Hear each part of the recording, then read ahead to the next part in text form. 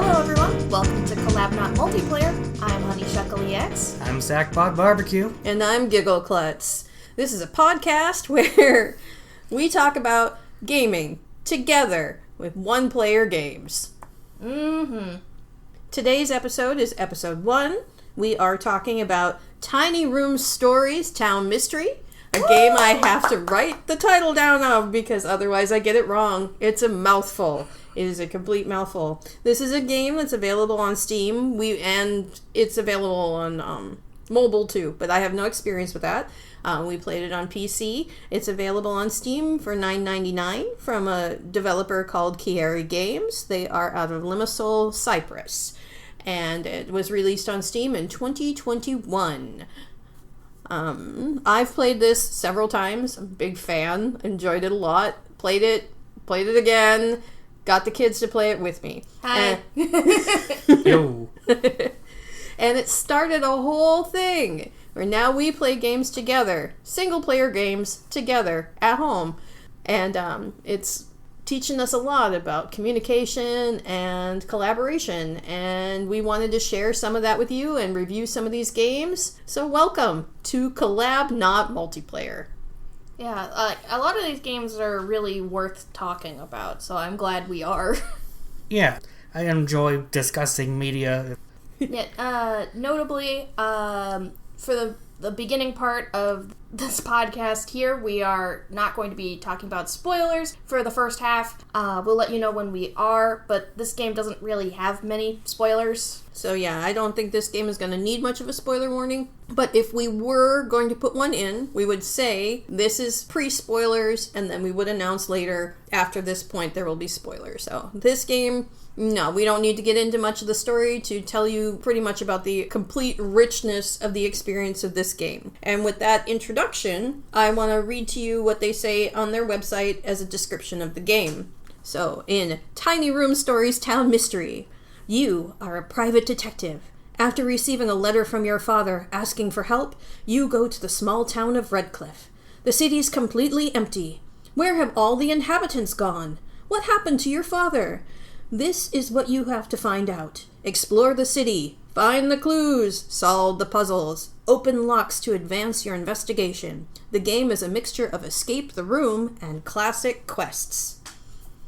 So that's a pretty good description of what this game is. It is a point-and-click kind of room escape. It's a 3D game where each level is made up of different three-dimensional rooms with 4 sides each that you can rotate the room by scrolling or pushing the arrow keys.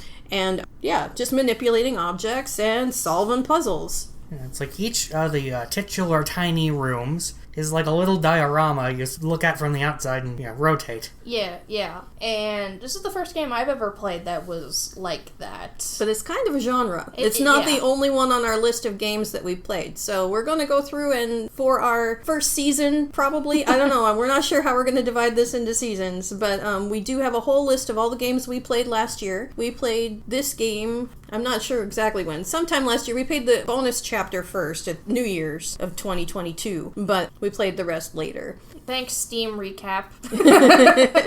Yeah, actually. Otherwise, we'd have no idea what order we did it in. And we're keeping better records now, but we had no idea we were going to be turning this into a podcast when we started playing the games together. So, we played this together a little over a year ago, a little under a year ago, the majority of the game. And, I'm going to talk about, well, first I'm going to talk about the play together notes, which is that if you have people in your family who are not the best readers and need assistance reading, there is a bit of reading in this one. It's not like a ton of reading, like some story-rich games need a ton of reading, but it is involve a bit, and it does benefit from having a note taker. Or yourself, if you're playing by yourself, having a notepad to take notes. You can run back and forth, but it'll save you a ton of time if you just have a little notepad. Yeah. It's not a thing that's that frequent in games anymore, but for this one, I definitely do recommend having a little scratch paper to keep yourself. Even Post-it notes will work for some of these. Yep. Like, just any little thing. Some of them are going to require more, like, line drawings rather than, like, writing numbers, so paper over computer for the most part. Right. You need a scratch pad of some kind. Mm-hmm. If you have a digital scratch pad that works for you, you go for it. But for us, I recommend even the back of an envelope. Some piece of paper you can graffiti for the cause. Yeah, graffiti For the cause! Absolutely. So as you explore the town of Redcliffe and the area around it, you're going to have... Well, the game has a lot of really nice touches that we're going to talk about a little bit about here. One is that it's a logical and realistic setting. I mean, it's a game setting, of course, but it's so immersive, even though it's kind of, polygoned? Yeah.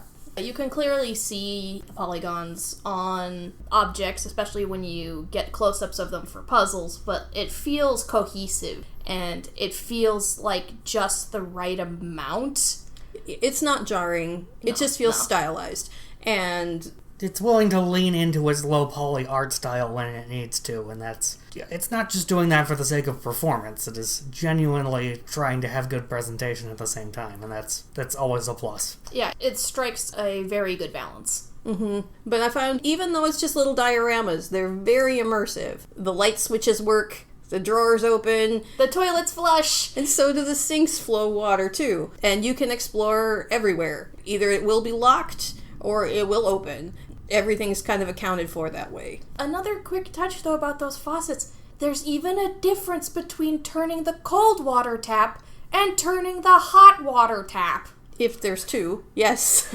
It's clear somebody had fun setting all that up, and we had fun interacting with it by extension. Right, and the character will comment on the different things in the different places. Like in the kitchen, under the sink, or over the sink, there might be cleaning supplies. Dirty clothes in the bedroom, all of that kind of stuff. It's very immersive, and you can really, even though it's just kind of a simplistic point-and-click puzzle game, you're a detective. You're doing things that detectives do. You're looking for little bits and pieces. Now, in the real world, nobody's gonna lock their secret entrance to the basement behind a bookshelf. It's just too cliche, man. But it's a puzzle game, so I love that about it. I love that it's logical stuff you'd find in houses, and they even teach real skills in a couple spaces. Like there's one spot where you're in a warehouse and you have to they show you how to read a shipping manifest so you can figure out where some of the things you need are and how to type that into the machine. It's really cool. There's a lot of thought and in-depth and an amazing variety of puzzles. This whole thing is like they tricked us into playing an edutainment game. That's genius.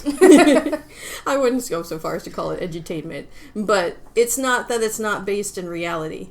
So thinking about how you navigate the spaces and whatnot and the puzzles you need to solve uses a lot of locked doors, but conveniently they don't just simply label the doors in keys, they specifically color code them. So when you find a key, you will know exactly which door it opens. It's real nice. As you can see, Doom's legacy has affected many games. Transcends FPS genre entirely. Yes.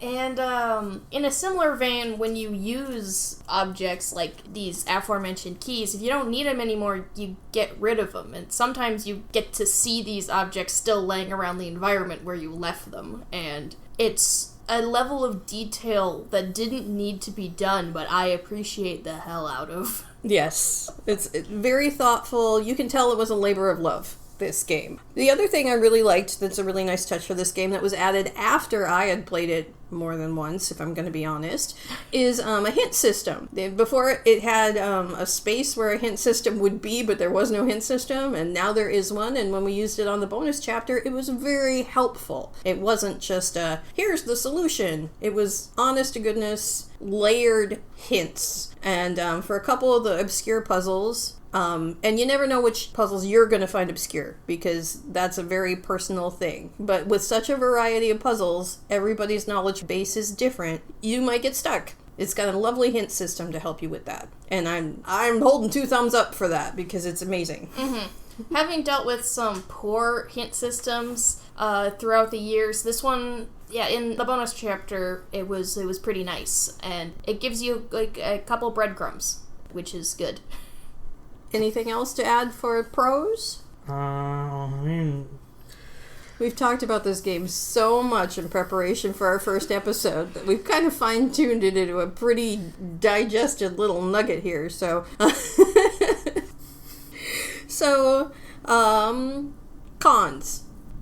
So, when you're using the mouse to turn the diorama, sometimes it can hiccup on the corner a little bit and kind of get stuck and not decide which, or rather it's unclear which way it's going to go, and sometimes it'll revert back to the way it was before, but this is very easily circumvented by using WASD and doesn't even happen all the time, so it's might just be user error.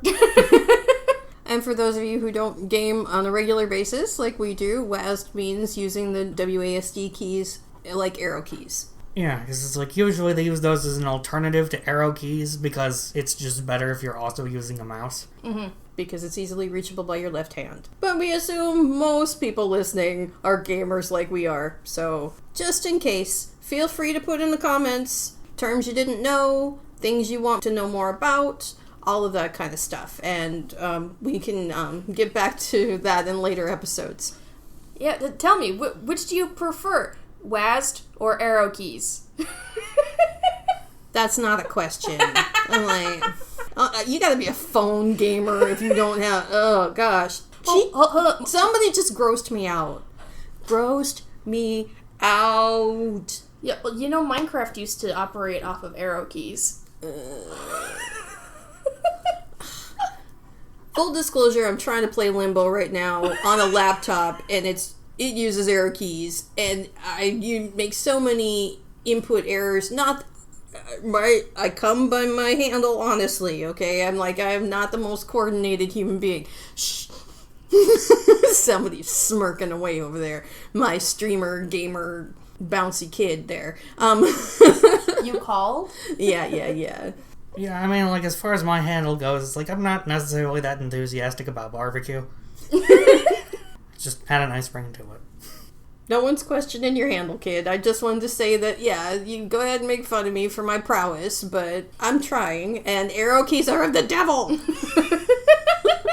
And I'm just no, arrow keys. Oh, I'm not a raccoon. For the record, I'm not a raccoon, is what the main character says whenever you try to poke in the garbage and there's nothing there. He just says, I'm not a raccoon. Our detective does not like rooting in garbage. It's hilarious. Does not stop him from doing so when necessary, but he's not a raccoon. Not a raccoon. It's just the fact that you got that, I could have just put up a pop-up that says, there's nothing of interest, which it does in a lot of cases when you're just poking something that serves no function for puzzles. So you could just, say, I don't want to root through the trash, but instead you get, I'm not a raccoon. And it's yeah. It is priceless. It is. Yeah, there's a lot to love about this little game. And, it's not even that little, though. It takes a while to get through this game. Right, there's a lot going on, and you don't even... It's not like some of the reviews, some of the people who didn't like the game are well, it's all breaking into computers and trying to open doors. I'm well, yes, you're a detective, and this is a detective story. It's you're gonna need to get into places you're not necessarily supposed to go, which is going to involve either, finding passcodes or keys.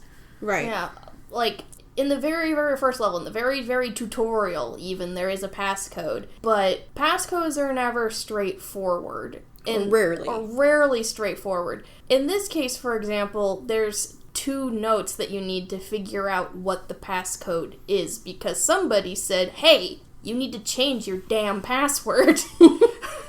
Which, environmental touches like that are what make this game such a gem.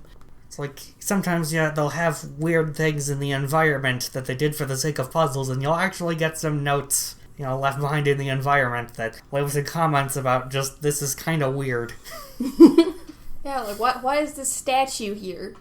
Indeed. So, at this point, we will say we definitely recommend the game. And we'll do a very mild spoiler warning while we discuss the story. Just in case you want the story to be an entire mystery, for the town mystery, go ahead and stop here. You'll be fine. Go ahead and get the game. Play it. Come back and listen to the end. But for everybody else, we'll discuss the story a little bit now. So you enter the town of Redcliffe, and there's nobody there. And it looks like nobody's been there for months.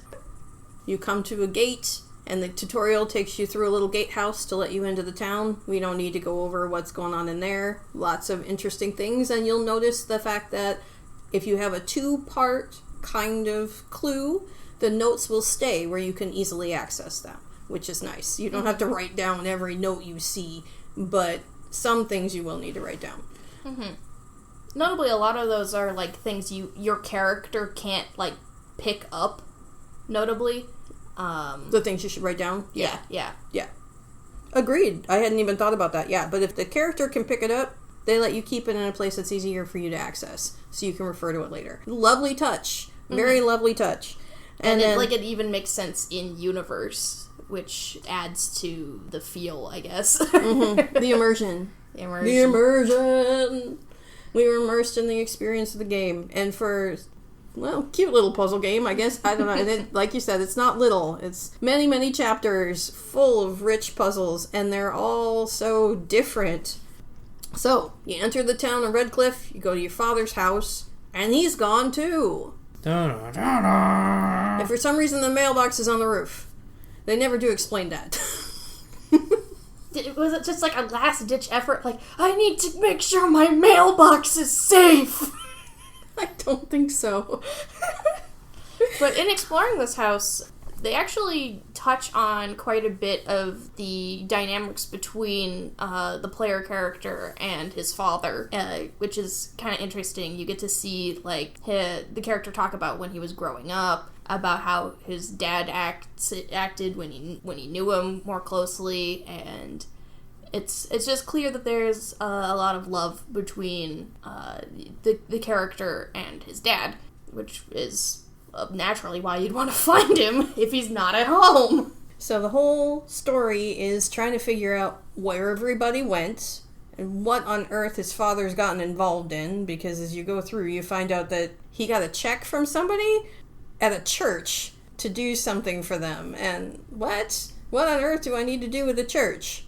Then it turns out he's not doing anything really with the church. He's doing stuff under the church. Woo. Whoa. But it just gets wackier and wackier from there. I don't know that you even need to go into any more detail to talk about the fact that the story happens. I don't know. It does. It's a pretty simple story, all things considered, but it's not badly done at all. Yeah, it's like, I feel like a lot of this stuff is, like, not necessarily, like, it's not a hugely groundbreaking game that's, like, this big awe-inspiring thing that everybody's, like, just totally, completely slapped on that's gonna take the world by storm, or they just notice it exists or whatever, but it does what it does very well. Yes. Absolutely. The story pulls you through all the puzzles and through the different scenes and locations and gives you a reason to be where you are. Everywhere from inside a mountain, a construction site, a military base, under the water of the lake, another dimension, a science lab, all kinds of places. In catacombs, just everywhere. Alright, do we have any more to talk about with the story? Just that, the story is one of the only places where it's kind of evidenced that this game was translated into English, because in general, this game is very well translated. It's just a couple awkward word choices in a couple of cutscenes. Yeah. And I will say, awkward. It's not bad. It's just not the word anybody would really use if they were a native speaker. Which, again, it's absolutely fine. I can still understand what's happening. If you gotta read it over, like, an extra time or something, it's like that's not a huge deal. It's like, it's not, seeing that the story is not really the whole big thing that makes this game work, it's like, yeah, it's okay if it's not perfect. Yeah. The other thing is for immersive benefits, the introduction scene where the loading screen, where you first sign in to start your game again, adjusts to what's happened in the game so far. It's chef's kiss. It's beautiful. It's not always the same screen. And in surprising ways. So it's very immersive that way. I'm so pleased with this game. I really do like it. So that's the final for story notes. Yeah. But we should probably talk about, like, some of our favorite puzzles as That's well. what I was going to say next. Yeah. So, you want to talk about your favorite puzzles there, Honeyshuckle? So, from a technical aspect, I think my favorite puzzle is the ruins, where you have a bunch of day and night focused puzzles, and they're honestly really cool as you have to play with shadows. You have to... I think there's like 4 different times of day, I think. This does mean that canonically your character is probably spending weeks out in this field, which I also find hilarious. It's not a raccoon! Yeah, thinking back on that, that's admittedly like one bit where it doesn't make a ton of sense. Where it's like, I'm just gonna take the month off to figure out how to solve this one thing. Yeah, I think this is the set of puzzles, like this one section, that I think showcases a lot of the best of this game, I think. Like, there's, like, you've got engine, you've got kind of passwordy stuff, you've got, like, environmental.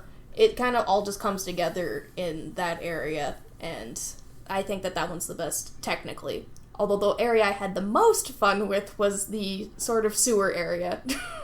Which was my absolute least favorite section. I got so disoriented down there. I was always... If they give you a map, I'm still always going the wrong direction. I could never get myself oriented. And I tried to play this again last week to prepare myself for the making the podcast. And I'm better than I used to be, but it still ain't good. So...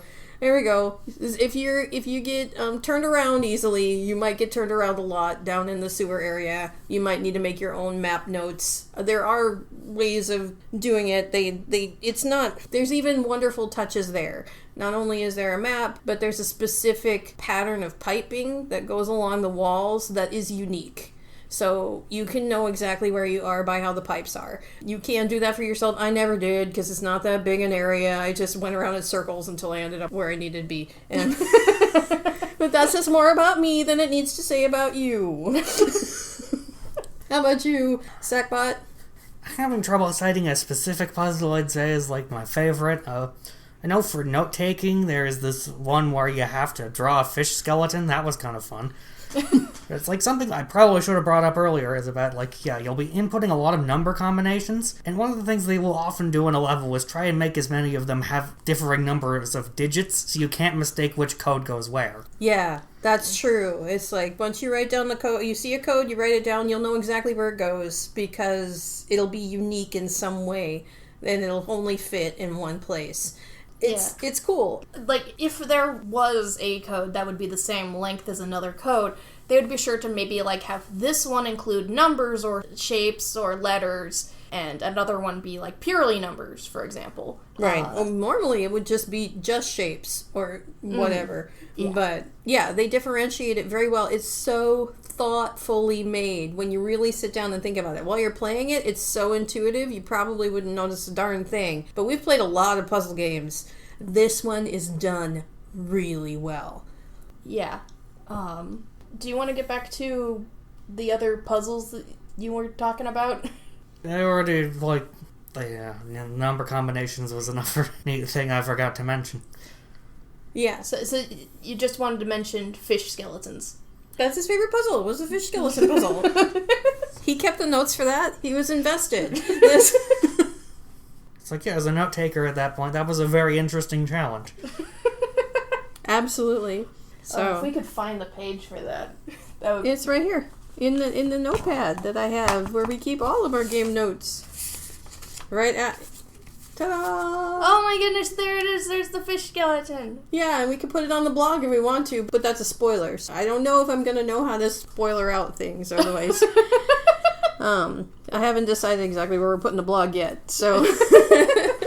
But yes, we have a companion blog we're going to put with the podcast that will have a transcript, it will have a meme, it will have other odds and ends. If we learned things from the game, we'll put links in to resources around the things that we learned. This game isn't one of those, but some of the games that we're going to talk about in later episodes, we have learned amazing amounts of stuff, done so much thinking. Some of them have set our brains abuzz. Both Honeyshuckle and I have been obsessed with specific games. I have to be honest, Her obsession is a lot more palatable than my obsession in a lot of ways. Mine's more of a I love this and I hate this.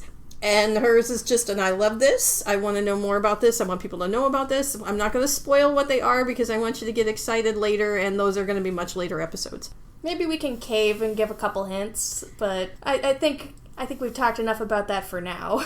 Exactly. So, future areas for this podcast is we are going to do more game reviews of the games that we've played together. We are going to do side quests of things about games and gaming that we want to tell more people about because it does take us longer than 2 weeks to play a game sometimes, and we want to have pace that, and we also have a lot of things we want to talk about. And next episode will be the Stanley Parable Ultra Deluxe.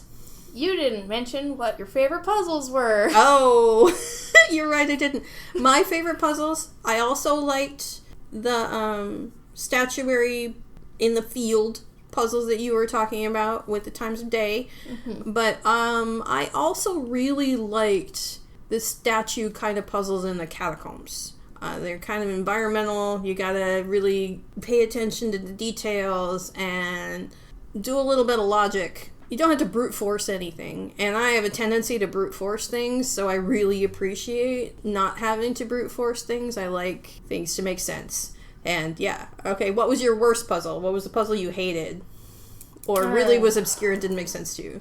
I feel like there was one in the military base that I just did not understand. I think you guys, like you played through the game before. So I'm sitting on my hands and I'm not hearing nothing.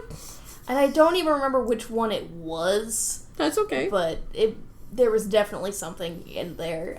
Luckily, the level itself had enough payoff that it felt worth it, but... That was, like, a kind of odd thing, is that, like, the very last area of the game actually kind of ditches the way you rotate the tiny rooms. Oh my god. It ends up being one large side-on space, and that was an odd choice. I don't think it was that bad or anything. It was just... In a certain sense, it's kind of anticlimactic, really. Yeah. Well, it is right after the light puzzle I was talking about. Well, both me and you talked about, right? Isn't that, like, right above it? No. Maybe, I don't know. I don't know. I haven't replayed that part in a while. Don't worry about it, though. None of this ruins anybody else's experience, and it's kind of nitpicky into the actual experience of the game. And but plus, yeah. this is past the spoiler warning. Well, it is past the spoiler warning. It is. And I thought that the wine cellar puzzle was too obscure.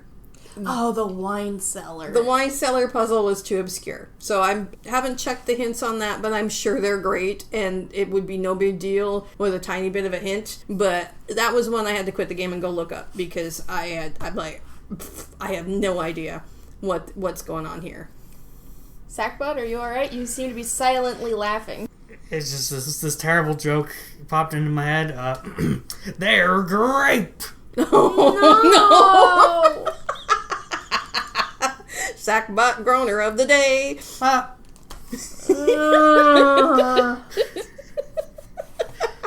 And now you've got me whining. Oh, boy.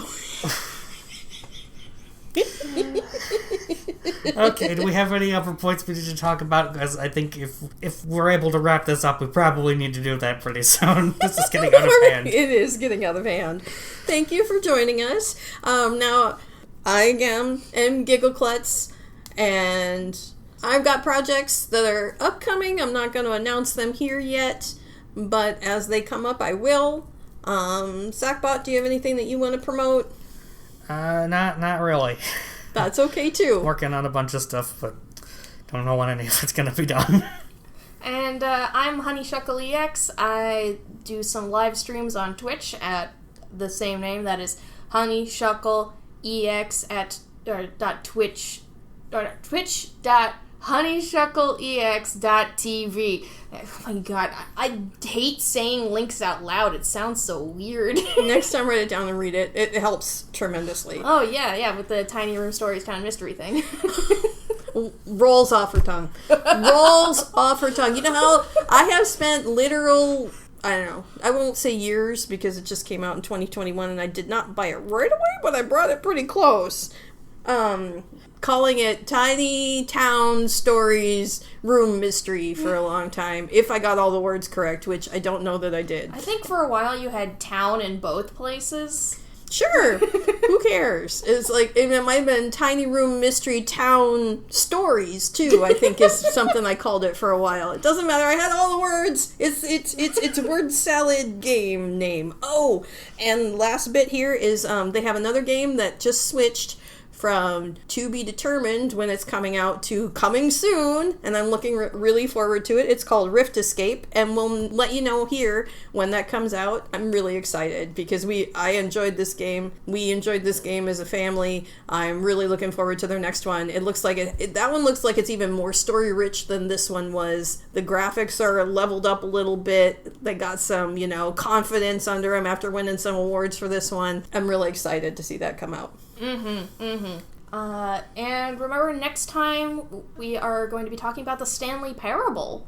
So, by the nature of talking about the Stanley Parable, especially like Ultra Deluxe, the episode is just going to be one giant spoiler. Yeah, so if you have not played the Stanley Parable, we encourage you to do that before our next episode comes out in 2 weeks. I hope you have a lovely day. Thank you for joining us. This is Collab Not Multiplayer. I am Giggleklutz. I'm Sackbot Barbecue. And I'm Honeyshuckleex. Goodbye. Later.